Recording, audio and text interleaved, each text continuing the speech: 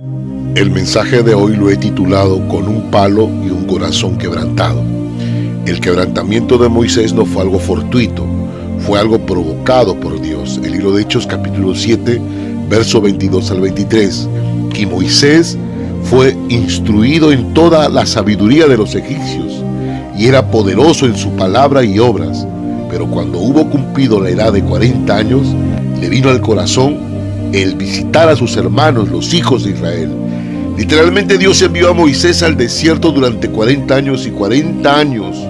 Durante 40 años Dios tomó a ese hombre que se sentía preparado, fuerte, con recursos, que creía ser capaz, y lo quebrantó. Lo hizo pedazos literalmente. Lo quebrantó su orgullo, su soberbia. Fíjate, Moisés, que había sido educado como príncipe de Egipto, terminó siendo un cuidador de ovejas. Y ni siquiera eran sus propias ovejas, eran las ovejas de su suegro Jetro. ¿Puede haber algo más humillante para un hombre que se siente capaz, que se siente preparado de estar pastoreando las ovejas de su suegro? Pero cuando parecía que Moisés estaba acabado, cuando parecía que su historia había terminado, para Dios su historia recién comenzaba. Tu historia está por comenzar. Este es el tiempo. Dios te está desafiando, te está diciendo: tu historia no ha acabado, tu historia no ha terminado aquí. ¿Cómo Dios lo llama a Moisés? El llamado desde la zarza ardiente. Éxodo capítulo 3, verso 2 dice: y se le apareció el ángel de Jehová en una llama de fuego en medio de una zarza. Y él miró y vio que la zarza ardía en fuego y la zarza no se consumía. Era un día más, apacentando sus ovejas. Moisés de lo lejos ve una zarza ardiendo, pero no se consumía. Se acercó y Dios le habló: Moisés, Moisés. Allí en lo sobrenatural Dios lo llama. No lo llamó como algo natural, tenía que ser algo sobrenatural, algo que prendiera todos sus ojos, su vista, su ser, todos sus sentimientos, pensamientos enfocados en lo que estaba ocurriendo. Éxodo capítulo 3, verso 10, y cito la palabra: ven por tanto ahora, y te enviaré a Faraón, para que saques de Egipto a mi pueblo, a los hijos de Israel. Qué tremendo. Pero ese Moisés que Dios estaba llamando ya no era el Moisés de hace 40 años. Ya no era el hombre autosuficiente. Ahora era un hombre quebrantado, temeroso. Da 5 excusas a Dios para no ir. Es cierto, aún le quedaban esos estragos de ese viejo hombre. Moisés decía: yo no soy el indicado, te estás equivocando de persona. Y con razón él preguntó: ¿con qué me vas a enviar? ¿Cómo voy a ir? A ver, ¿con qué arma me voy a enfrentar al imperio más poderoso de la tierra? Me imagino que habrás preparado un arma poderoso para poder enfrentarme a todo ese ejército. Dios usa el quebrantamiento como arma. Ahora no sabía Moisés que el arma que él tenía, la tenía Moisés mismo, y era un corazón quebrantado. Esa era su arma potente. Por eso dice el libro de Éxodo capítulo 4, verso 2. Entonces Jehová dijo: ¿qué es eso que tienes en tu mano? Y él respondió: una vara, le dijo. ¿Un palo? El mismo palo. Ese palo representaba su quebrantamiento, su humillación. El mismo palo con el cual cuidaba las ovejas, el mismo que contaba la historia de 40 años en el desierto, para hacerle recordar a Moisés de dónde Dios lo estaba sacando.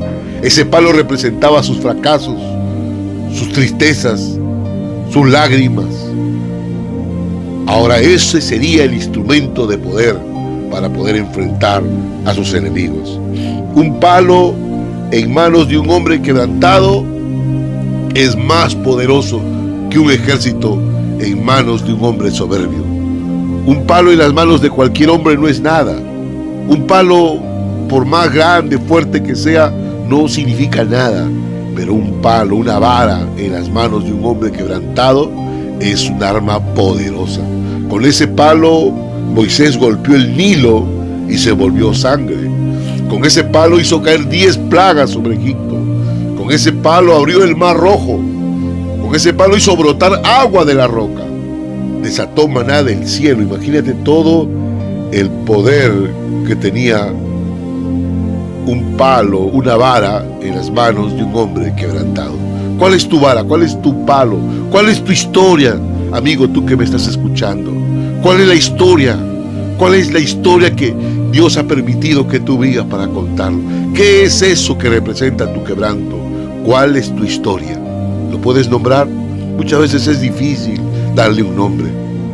El Salmo 119, verso 67.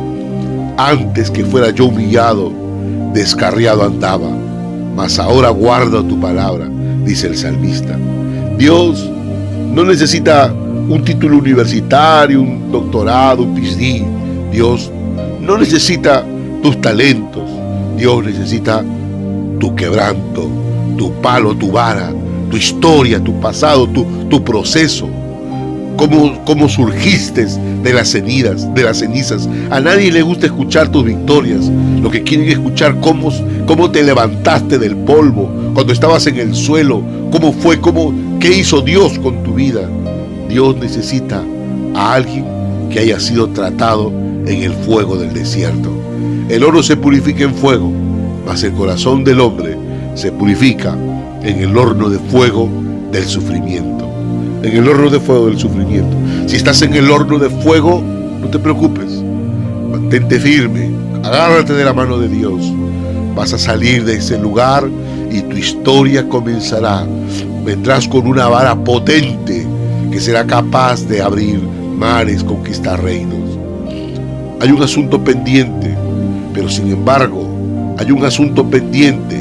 Los asuntos pendientes pueden trabar los propósitos. Pueden abortar los propósitos, pueden detener los propósitos. Los asuntos pendientes en la vida son como pequeños instrumentos del diablo para poder arruinarlos y detenerlos. El libro de Éxodo capítulo 4, verso 24. Y aconteció en el camino que en una posada Jehová le salió al encuentro y quiso matarlo. ¿Cómo puede ser que después de llamarlo, Dios quiera matarlo? ¿Por qué Moisés querría ser? ¿Por qué podría ocurrir esto? ¿Por qué Moisés tenía un asunto que nadie lo sabía? Porque solo Dios lo sabía y Moisés tenía un asunto pendiente. ¿Y cuál era? Que Moisés no había circuncidado a su hijo.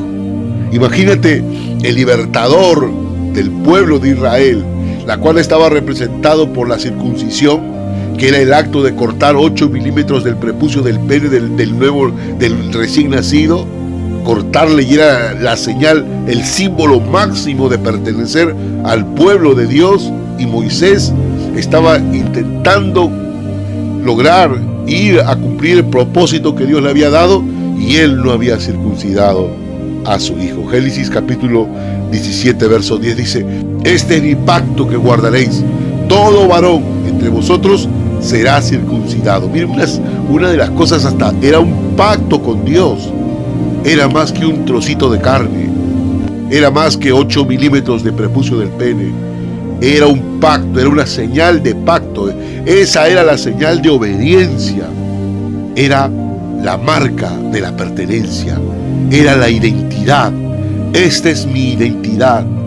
Y Moisés lo había ignorado por completo. Moisés lo había ignorado. No había sido paciente hasta que estuvo por cruzar la frontera de su llamado. No puedes cruzar al siguiente nivel con asuntos pendientes. No, porque el enemigo va a usar esas carnecitas, esos asuntos pendientes para arruinarte, destruirte. Déjalo, renuncia, sácalo de ti. Hoy tenemos que resolver ese asunto. ¿Te vas o te quedas? ¿Avanzas o no avanzas? Llama las cosas por su nombre. Lo primero, nunca ya no estés diciendo me siento mal, no.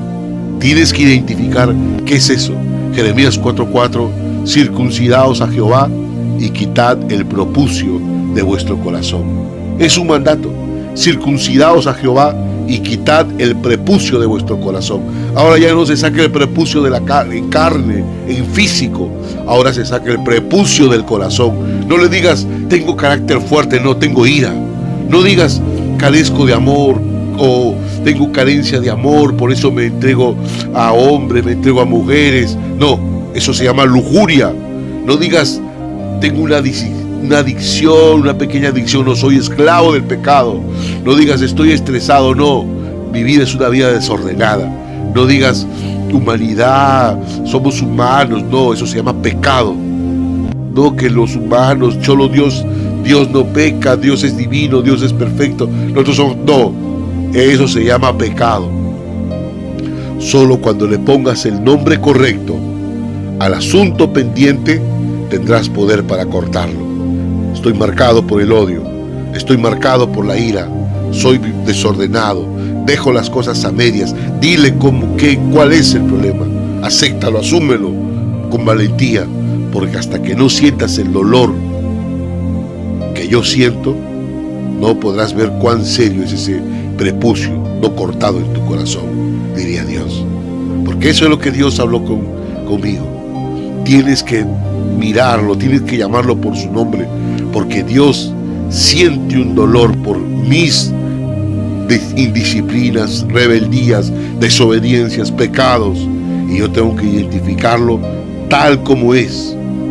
No podrás ver cuán serio es ese prepucio no cortado en tu corazón si no lo llamas por su nombre.